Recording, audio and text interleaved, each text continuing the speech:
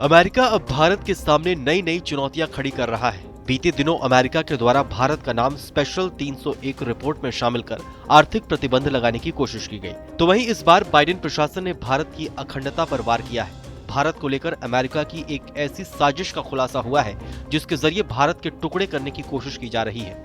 भारत के द्वारा रूस के समर्थन के बाद अमेरिका के द्वारा अब पंजाब की आजादी और खालिस्तान की मांग का समर्थन किया गया है। बीते दिनों अमेरिका के एक राज्य कनेक्टिकट के जनरल असेंबली के द्वारा सिखों के एक ऐसे प्रस्ताव पर हस्ताक्षर किया गया है जिसमें खालिस्तान की मांग और पंजाब को भारत से अलग करने की बात कही गई है। अमेरिकी राज्य के इस कदम के बाद भारत ने भी कड़े शब्दों में इसका विरोध किया है। अमेरिका में भारत की काउंसलेट ने एक लिखित नोटिस जारी किया है और कहा है कि बिना सोचे समझे इस तरह के प्रस्ताव का समर्थन बेहद निंदनीय है।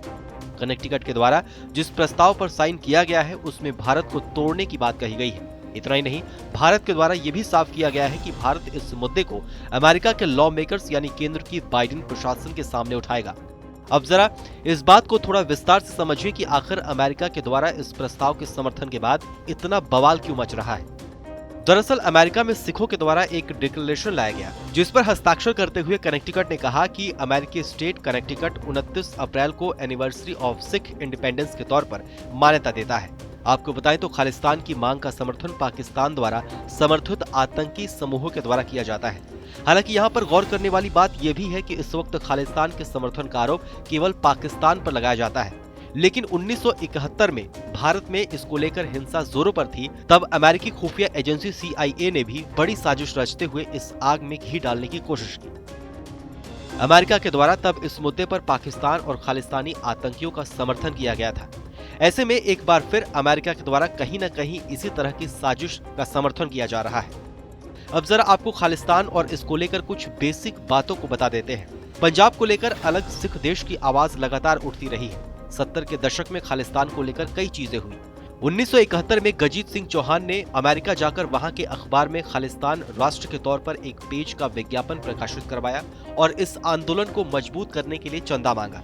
बाद में 1980 में उसने खालिस्तान राष्ट्रीय परिषद बनाई और उसका मुखिया बन गया। लंदन में उसने खालिस्तान देश का डाक टिकट भी जारी करवाया। 80 के दशक में खालिस्तान आंदोलन पूरे उभार पर था। उसे विदेशों में रहने वाले सिखों के जरिए वित्तीय और नैतिक समर्थन मिल रहा था। इसी दौरान पंजाब में जनरल सिंह भिंडरावाले खालिस्तान के सबसे मजबूत नेता के तौर पर उभरा। यहाँ गौर करने वाली बात यह भी है कि चाहे वो अमेरिका हो या फिर दूसरे पश्चिमी देश, ये भारत के कभी सगे नहीं हुए। इतिहास गवाह है कि भारत जब भी किसी संकट में था तब उसका सबसे ज्यादा समर्थन रूस ने किया। ऐसे में रूस पर भारत का विश्वास और भारत पर रूस का विश्वास कभी भी न टूटने जैसा है। बहरहाल हमारी इस खबर को लेकर आपकी क्या राय है, हमें कमेंट सेक्शन में लिखकर जरूर बताइए। बाकी देश और दुनिया की तमाम बड़ी खबरों के लिए देखते रहिए TV9 भारतवर्ष।